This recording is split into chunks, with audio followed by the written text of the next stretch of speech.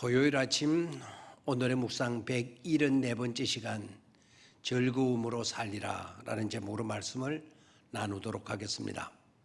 오늘 우리가 묵상하게 될 본문의 말씀은 시편 21편 1절 2절 2절의 말씀입니다. 같이 보도록 합니다. 여호와여, 왕이 주의 힘으로 말미암아 기뻐하며 주의 구원으로 말미암아 크게 즐거워하리이다. 여호와여, 왕이 주의 힘으로 말미암아 기뻐하며 주의 구원으로 말미암아 크게 즐거워하리이다. 그의 마음의 소원을 들어주셨으며 그의 입술의 요구를 거절하지 아니하셨나이다. 그의 마음의 소원을 들어주셨으며 그의 입술의 요구를 거절하지 아니하셨나이다. 아멘. 본문을 보면 다윗이 크게 즐거워하며 살리라고 삶의 방식에 대해 말씀하고 있는 것을 볼 수가 있습니다. 그렇습니다. 누구나 사람은 나름대로 삶의 방식을 가지고 있습니다. 그러다 보니 삶의 방식들은 실로 다양한 것들로 나타납니다.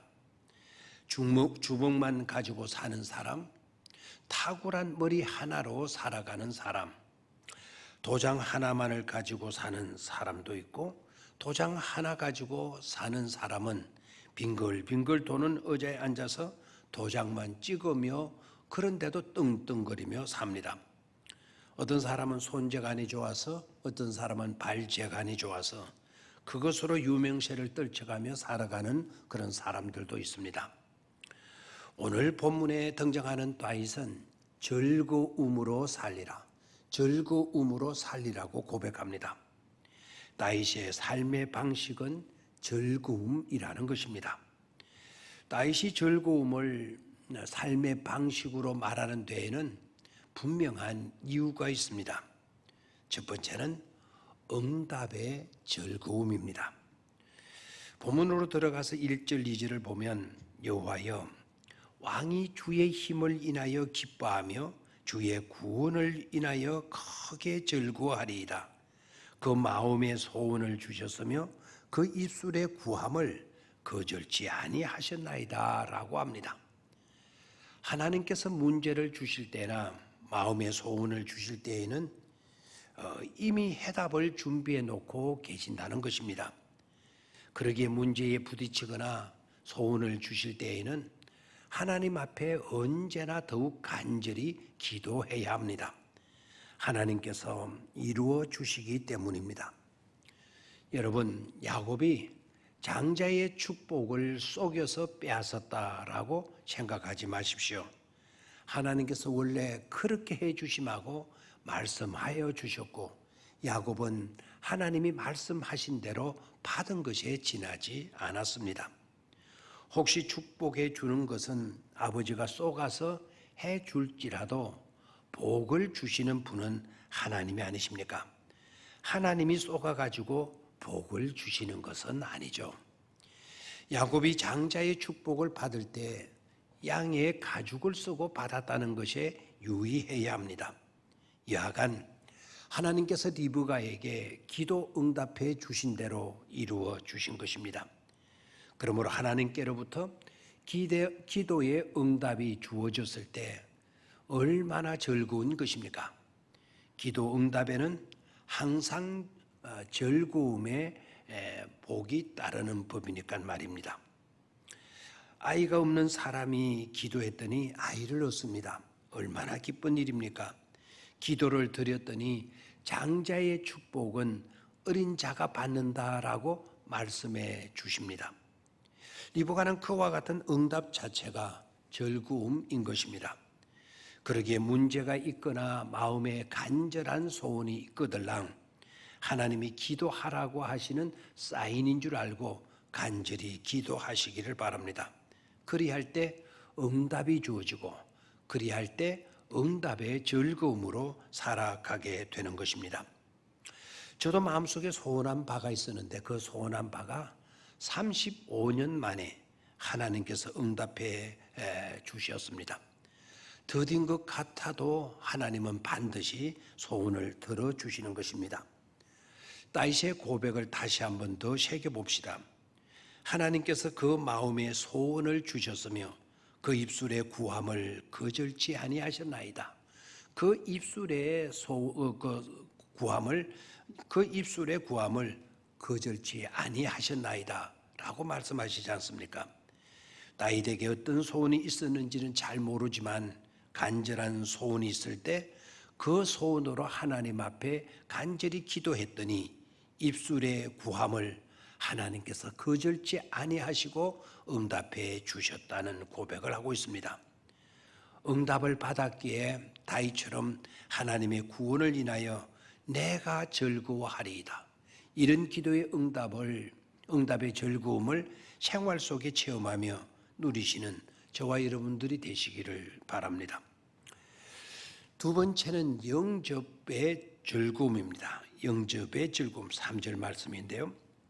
사람들은 거짓된 것에 쏟고 사는 경우가 많습니다.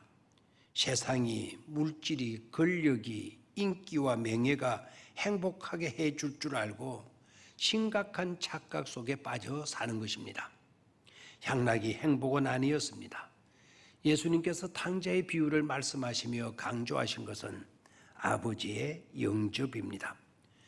집 나간 아들이 집을 나갈 그때부터 아버지는 자식이 돌아올 날을 생각하고 기다리고 계셨습니다. 좋은 옷감이 생기면 옷을 만들어 놓고 금방 앞을 지나노라면 그 아들 생각하여 끼워줄 가락지를 사놓고 신발 가게 앞을 지나노라면 신겨줄 신발을 다 준비해 놓으십니다. 돌아와 잔치할 것을 생각하시고 송아지에게 풀을 주시고 계셨습니다. 아들이 성공했느냐, 아들이 실패했느냐, 그것이 중요한 것이 아니었습니다. 어떤 모습으로 돌아오기만 하면 맞아줄 것에 대해 집중하셨습니다. 그런 영접을 받는 아들의 기쁨과 즐거움은 오죽했겠습니까? 그런데 그 이야기는 그들의 이야기가 아니라 우리의 이야기이고 나의 이야기이고 있다는 점입니다. 그러니 영접의 즐거움을 잊지 말아야 할 것입니다. 3절입니다. 주의 아름다운 복으로 저를 영접하시고 정금 멸류관을 그 머리에 씌우셨나이다. 주의 아름다운 복으로 저를 영접하시고 정금 멸류관을 그 머리에 씌우셨나이다. 다윗은 하나님이 자기에게 아름다운 복을 안겨주면서 영접해주고 정금 멸류관까지 씌워주더라고 고백하면서 행복해하며 즐거워합니다. 내 부모는 나를 영접하지 아니하였으나 하나님이 나를 영접하셨도다 라고 간증합니다. 참 감동적이죠. 일본 삿포로라고 하는 곳에 고토스키라고 하는 기다이치조 교회 목사님이 있었습니다.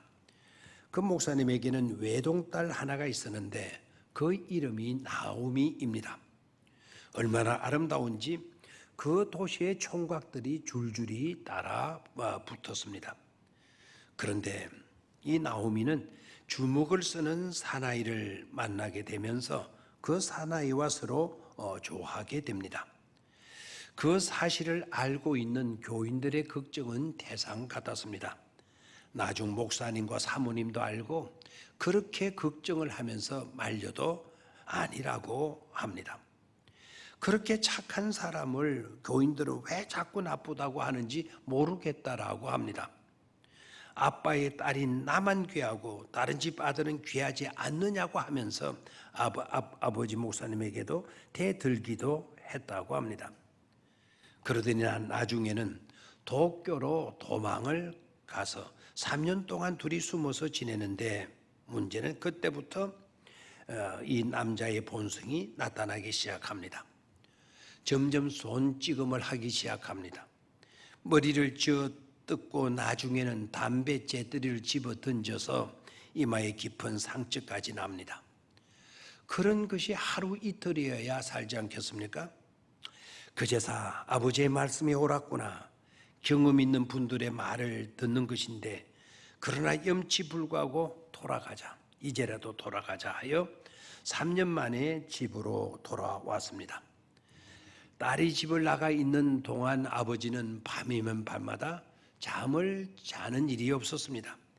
현관문 옆에 있는 서재에 항상 불을 켜두고 내가 자지 않는다라는 것을 돌아올 딸에게 보여줍니다. 너는 언젠가 돌아올 것이다 라고 믿었습니다. 현관문을 잠가두면 두드리며 열어달라고 할 성질의 딸이 아닌 줄을 알았기에 항상 현관문을 열어두었습니다. 나오미는 낮에 들어올 체면이 아닌지라 한밤중이 되기를 기다렸다가 현관문을 열고 들어갔습니다.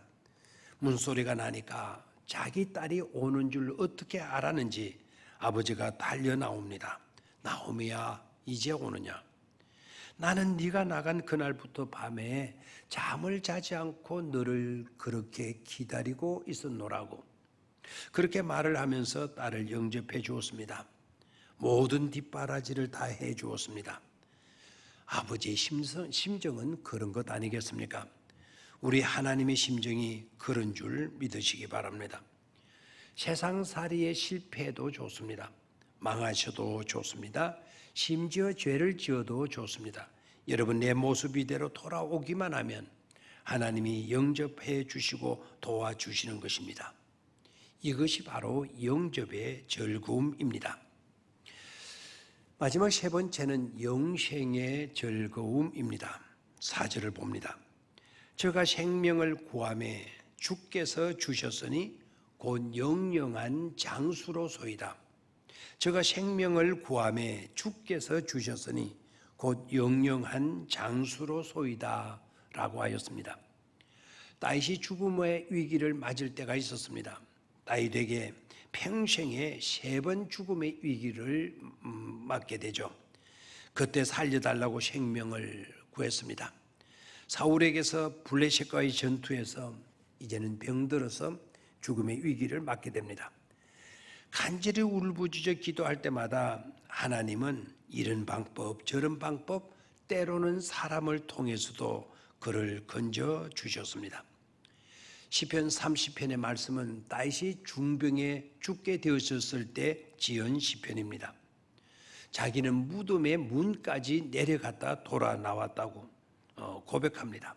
즉 하나님이 무덤 문에서 끄집어내어 살려주시고 영영한 장수를 주셨다고 했습니다.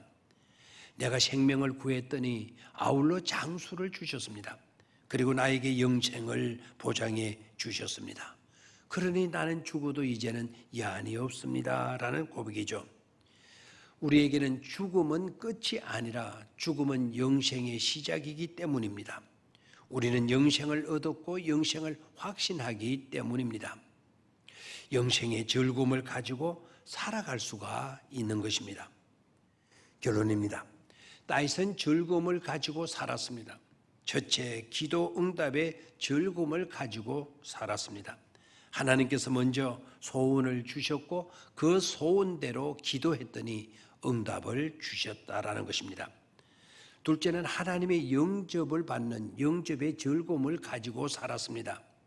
부모는 그를 버렸으나 하나님은 그를 영접하여 왕관을 씌워주기까지 하는 그런 행복을 안겨주셨기 때문입니다.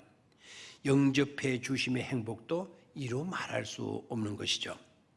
마지막 세 번째는 생명을 구했더니 그 이상의 장수와 영생을 주셨다는 것입니다. 이것은 다윗만이 받는 복이 아니죠. 우리도 하나님이 주시는 영생의 즐거움을 가지고 우리도 살아갈 수 있어야 하겠습니다. 다윗처럼 우리도 말입니다. 기도하겠습니다.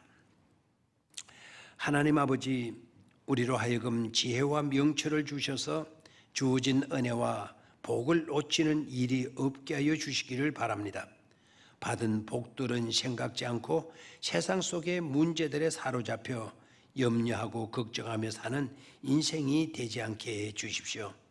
이미 우리에게 주어진 응답으로 인한 즐거움, 영접해 주시는 즐거움, 영생에 대한 이 엄청난 복으로 인하여 즐거움의 삶을 살게 하여 주셨사오니 이것 잊지 않고 이것 빼앗기지 않고 이것 소홀히 여기지 않고 이것이 주는 즐거움으로 살아가는 저희들이 되게 하여 주옵소서.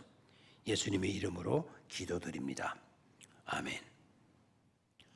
감사합니다.